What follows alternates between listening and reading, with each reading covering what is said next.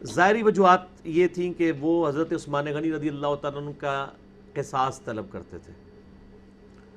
اس میں کوئی حرج نہیں ہے، قصاص طلب کرنے سے ہمیں کوئی اختلاف نہیں ہے. اختلاف اس وقت شروع ہوتا ہے کہ جب آپ اس کے لیے پارٹی بازی شروع کر دیتے ہیں. مثال کے طور پہ میں پٹیشن لے کر ہائی کورٹ یا سپریم کورٹ میں جاتا ہوں، یہ میرا رائٹ ہے. لیکن اگر میں ایک فوج بنا کے سپریم کورٹ کے اوپر چڑھائی کر دوں یا پاکستانی فوج کے اوپر چڑھائی کر دوں کہ جی مجھے انصاف دیں، تو اس کو بغاوت کہا جاتا ہے. اسی لیے نبی علیہ السلام نے اس جماعت کو باغی جماعت قرار دیا. صحیح بخاری میں انٹرنیشنل نمبر کے مطابق 2812 نمبر حدیث ہے، اور مسلم میں بھی موجود ہے. افسوس اے عمار، سمیہ کے بیٹے، تجھے ایک باغی جماعت قتل کرے گی. تو انہیں اللہ کی طرف اور جنت کی طرف بلائے گا، وہ جماعت تجھے دوزخ کی طرف بلائے گی.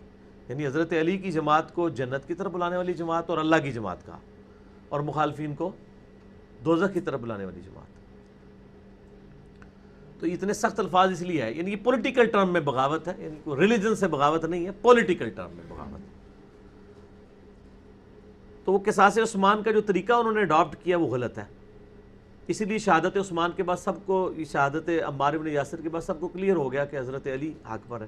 پہلے بھی کلیئر تھا جن کو کلیئر تھا، اور جن کو نہیں کلیئر ان کو آج بھی نہیں کلیئر.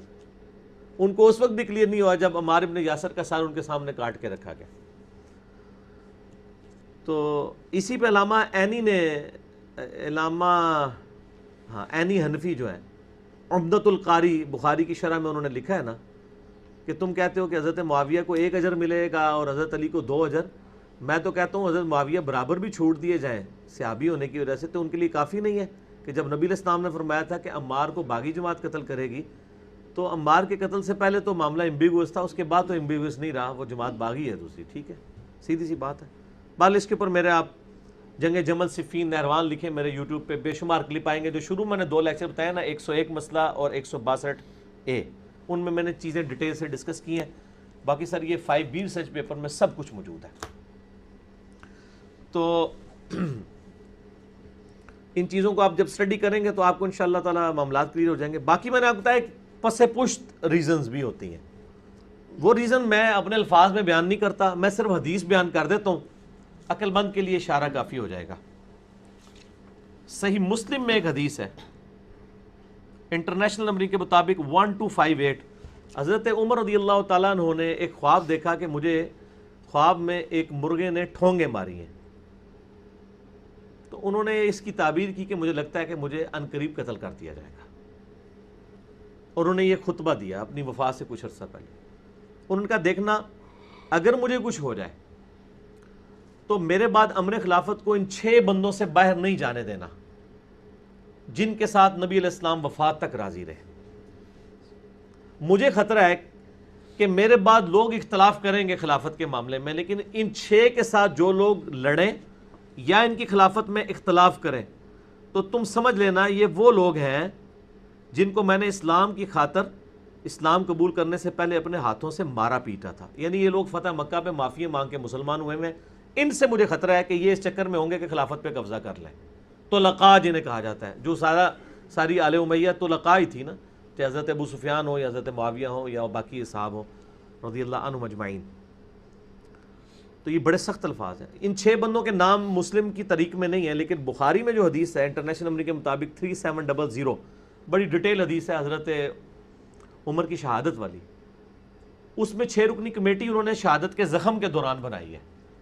فرمایا علی، عثمان، طلحہ، زبیر، سعد بن ابی وقاص، عبد الرحمن بن عوف، اور کہا عبداللہ بن عمر میرے بیٹے کو مشورے میں شامل کرنا، لیکن اس کو خلیفہ نہ چننا.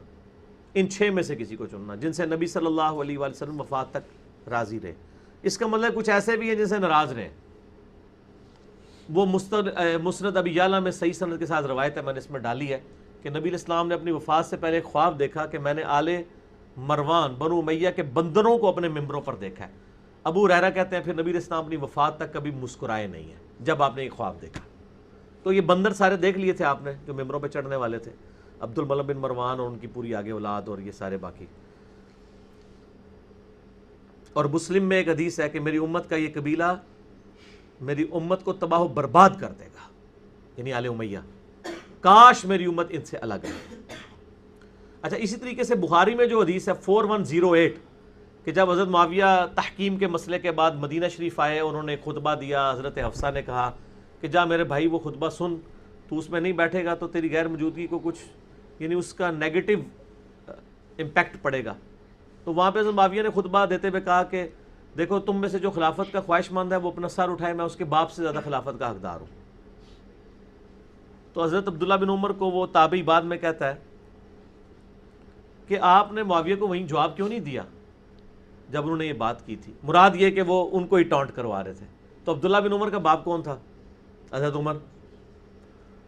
تو حضرت عبداللہ بن عمر نے کہا کہ میں نے ارادہ کیا میں اسے جواب دوں کہ تیرے سے زیادہ خلافت کا حقدار وہ ہے جس نے تم باپ بیٹا کو دونوں کو اس وقت مارا تھا جب تم لوگ کافر تھے، یعنی تمہارے خلاف قتال کیا ہوا ہے. وہی بات جو حضرت عمر نے کی ہے کہ وہ لوگ مخالفت کریں گے جن کو میں نے اسلام کی خاطر مارا ہے. تو عبداللہ بن عمر کے اس کامنٹس کے اوپر وہ تابعی کہتا ہے کہ عبداللہ بن عمر نے کہا میں فتنے کے ڈر کی وجہ سے، خون ریزی کی وجہ سے خاموش ہو گیا. اور وہ تابعی کہتا ہے شکر ہے عبداللہ بن عمر نہیں بولے اور اپنی عزت بھی بچا لی اور خون ریزی سے بھی بچ گئے. یعنی وہاں پہ فریڈم آف ایکسپریشن ختم ہی ہو گیا تھا ملوکیت میں. عبداللہ بن عمر کے لیے بھی مشکل ہو جاتا. یہاں سے آپ کو تھوڑی سی وہ جو ایک خواہش ہوتی ہے نا کہ میں عمر سے زیادہ خلافت کا حقدار ہوں، تو وہ آپ کو کلیئر ہو گئی. تو یعنی وہ پولیٹیکل بظاہر ریزن کچھ اور ہوتی ہیں، پیچھے اور معاملات چل رہے ہوتے ہیں. باقی آپ اس کو پڑھیں گے تو آپ کو انشاءاللہ تعالی معاملات کھل کے سامنے آ جائیں گے کہ بیعت نہ کرنے کی وجہ کیا تھی. کیونکہ آل امیہ نبی علیہ السلام کے آنے سے پہلے مکے کا حکمران تھا. نبی علیہ السلام جیسے ان کی حکمرانی چھین گئی کیونکہ نبوت بنو ہاشم میں آ گئی. تو وہ جیلسی تھی جس طرح بنو اسرائیل کو بنو اسماعیل سے جیلسی تھی. ہم جو یہ حدیثیں سنتے ہیں علیکم بسنتی و سنت الخلفاء الراشدین المہدیین، تو اس کی بھی مخالفت ہوئی ہے پھر؟ کیا یہ بیعت نہ کر کے خلیفہ راشد کی؟ کیوں نہیں مخالفت ہوئی ہے؟ اس میں الفاظ ہیں آگے ابو داؤد ترمذی ابن ماجہ میں، میرے بعد تم بہت سا اختلاف دیکھو گے، نئی نئی بدعتوں سے بچنا اور میری اور میرے خلفۂ راشدین کی سنت کو لازم پکڑنا. خلیفہ راشد کی بغاوت ہی تو سب سے بڑی بدعت ہے امت میں. تو یہ بدعت ہے. جنگ جمل صفین نہروان کے اوپر جن لوگوں نے حضرت علی کے خلاف خروج کیا وہ بدعت پہ مبنی ہے، لیکن احترام اپنی جگہ ہے. دیکھیں یہ کہتے ہیں ہم سلف کا فام، اور سلف ان کے لیے صرف احمد بن حنبل اور 2-4 بندے رہ گئے ہیں. یار پہلا فام تو صحابہ کا لینا. آپ صحیح بخاری میں عمار ابن یاسر کا خطبہ موجود ہے، وہ کوفے کے ممبر پہ چڑھ کے کہتے ہیں. اور عمار وہ جس کے بارے میں حدیث ہے عمار سر کے بالوں سے لے کے پاؤں کے ناخنوں تک ایمان سے پر ہے. بخاری میں حدیث ہے کہ عمار کی زبان کو اللہ تعالیٰ شیطان سے محفوظ کرے گا، نبی علیہ السلام کی حدیث ہے بخاری میں. وہ عمار بخاری میں ان کا خطبہ آ رہا ہے، وہ کہہ رہے ہیں لوگوں اللہ نے تمہیں آزمایا ہے. ایک طرف دنیا اور آخرت میں تمہارے نبی کی بیوی ہیں عائشہ، دنیا میں بھی اور آخرت میں بھی عزت کر دی، لیکن دوسری طرف علی ابن ابی طالب ہیں جن کی اطاعت اللہ کی اطاعت ہے. اب اللہ دیکھے گا کہ تم اللہ کی اطاعت کرتے ہو یا عائشہ کی، کیونکہ ام المومنین و اولی الامر منکم، اطیعوا اللہ و اطیعوا الرسول و اولی الامر منکم. عمار ابن یاسر حضرت علی کی اطاعت کو اللہ کی اطاعت کہہ رہے ہیں اور حضرت عائشہ کو کی مخالفت کو اللہ کی مخالفت کہہ رہے ہیں، ان کا مخالفت کرنے کو حضرت علی کے خلاف. احترام اپنی جگہ کر رہے ہیں. تو سر یہ فہم سلف ہے نا.